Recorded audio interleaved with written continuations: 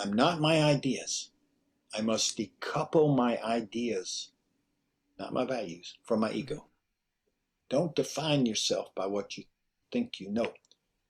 Define yourself by how you be, how you act, how you behave, Mm-hmm.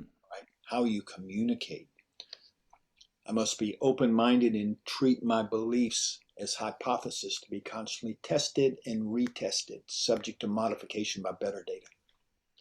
And if you look at one company, one hedge fund, big hedge fund in the United States, Bridgwater Associates, uh, Ray Dalio, Mm-hmm. I wrote a 54-page chapter in my Learn or Die book that was the first time he allowed somebody to share his, but he built a great hedge fund by I'm not my ideas.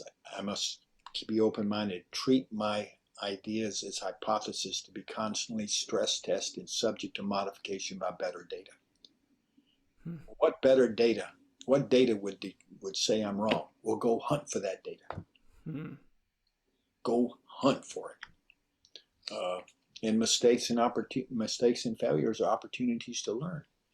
And so when you think about that, that type of philosophy, what I call New Smart. What's it trying to do?